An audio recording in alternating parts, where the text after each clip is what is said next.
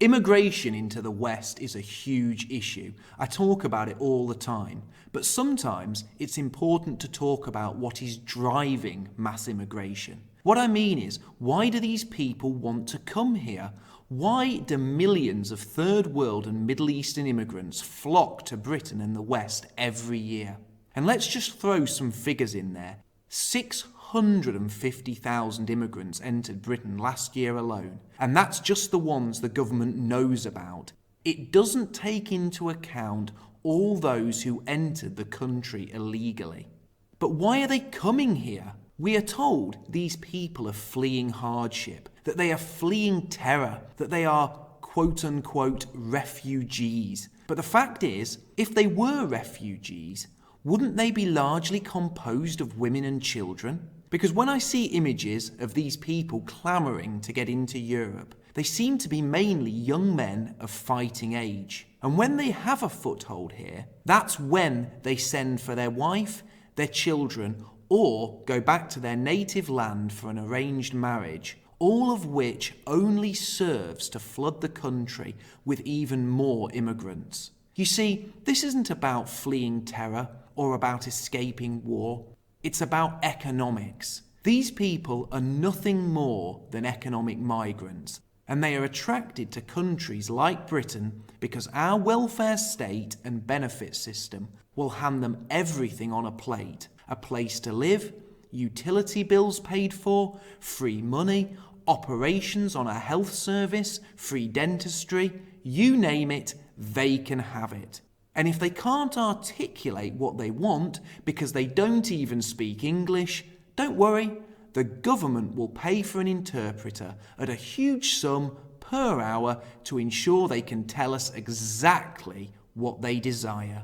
These huge financial incentives for immigrants to come to the West are the primary way that internationalists have managed to attract so many immigrants to come to the West. What has changed to make it so easy for Muslims to claim benefits and take so much from the system? Well, let's look at how the British system of unemployment welfare benefits works.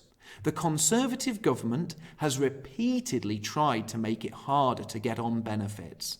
Well, for the native people anyway. For example, if you are sacked from a job because of your own poor behaviour, i.e. not being made redundant, or if you walk out of your job, you cannot claim benefits for up to 26 weeks. That's half a year. This has been done to incentivise people to stay in work and to prevent people walking out of employment and simply choosing to go on benefits and claiming from the welfare state as a lifestyle choice.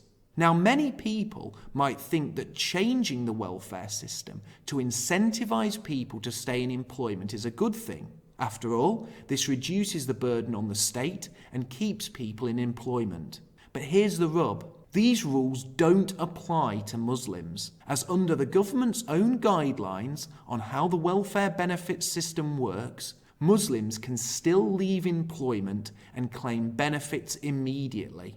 I quote directly from the government guidelines. The following are examples of religious or conscientious objections which may provide good reason. Number 1, an objection to employment that involves the handling or supply of alcohol, cigarettes, tobacco, or certain food products, e.g. pork.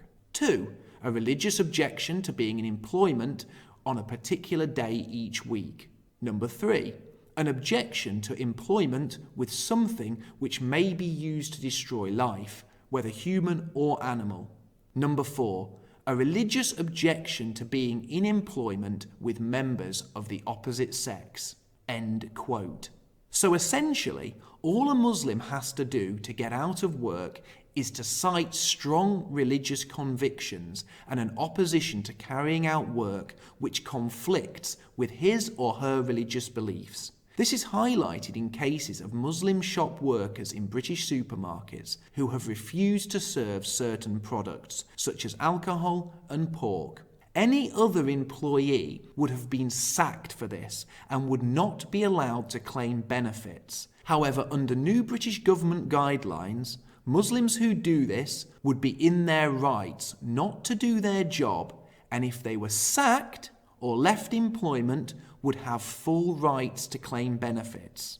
Here is an example the government gives from the same document, and I quote, "Nazir is a machine operator and has worked in a small factory for 5 years on a bench by himself away from other operators. Due to a reorganisation of the factory floor and how tasks are to be performed, Nazir is told he will have to go to work as part of a team comprised of women co-workers. Nazir explains to his employer that his religion forbids him from working in close quarters with women who are not his own family and requests that he be allowed to continue to work by himself or in a male-only group. The employer says they cannot accommodate Nazir's request as they do not have enough male operators to make up a team. The new processes are to cut costs and it is no longer possible to provide him with space separately on his own. The policy is to make all the operators multi-skilled and flexible rather than to concentrate on being skilled in just one part of the process. Nazir leaves the job." End quote.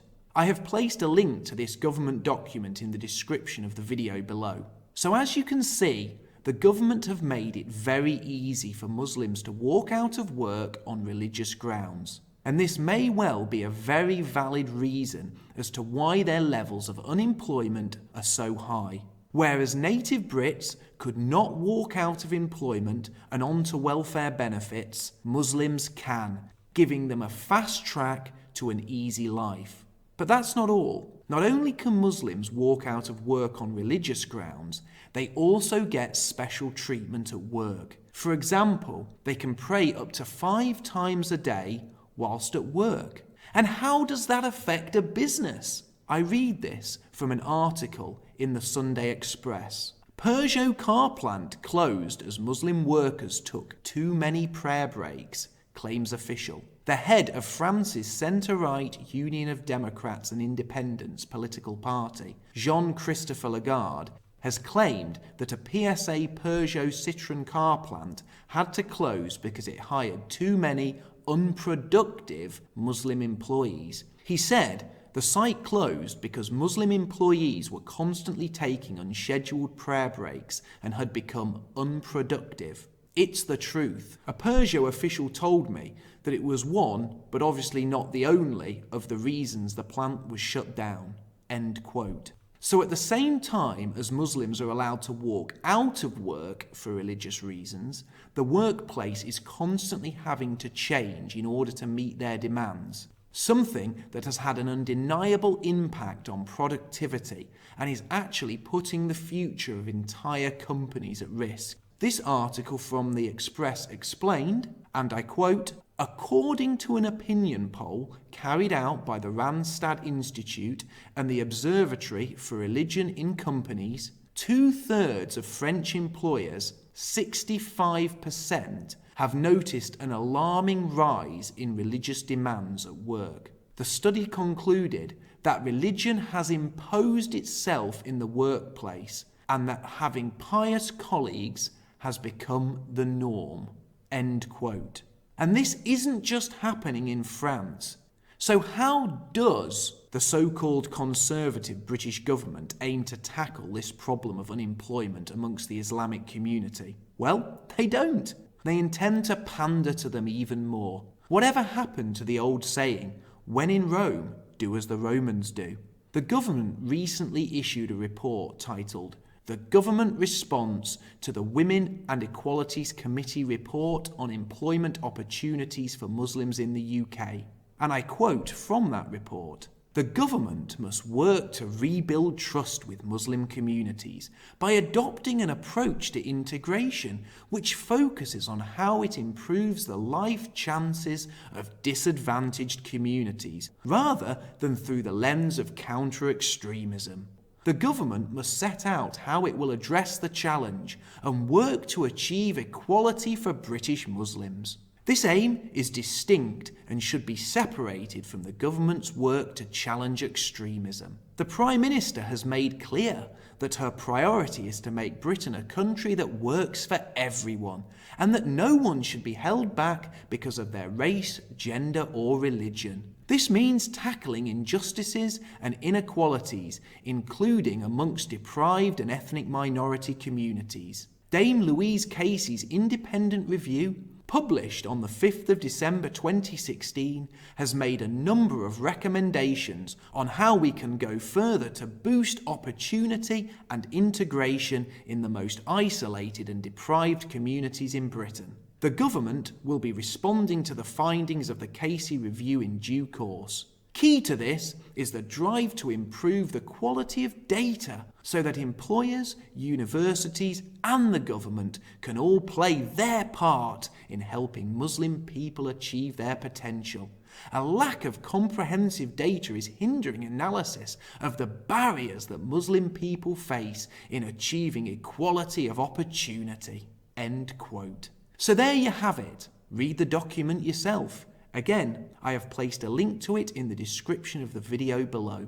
The government's response to the growing problem of Muslim welfare benefit claimants and Muslim unproductivity in the workplace is to hand them more concessions and not to give them equal rights, but to give them special rights. But what is the effect of all this? Well, essentially, the largest effect is a huge boom in the Muslim population in Britain. Effectively, the British taxpayer is paying for vast numbers of Muslim immigrants to sit at home all day and breed. Whereas native Brits are having fewer children and couples are having to work longer hours to make ends meet, and many British couples feel as though they can't afford to breed, Muslims are staying at home, having everything handed to them on a plate as they have children at an alarming rate. And of course, while the government is eager to recognise Islamic beliefs in the workplace, they do not recognise Islamic marriage, which means Muslims can have multiple wives without being prosecuted for bigamy, which of course means they are having multiple children by multiple women who are classed by the British state as unattached mothers, and therefore, essentially, they are getting paid to have children. And who are the ones paying for all this? The British taxpayer, who is, of course, overwhelmingly white and non-Muslim. This is how the enemies of the West, the internationalists, and their puppets in the government have conspired to bring about our end.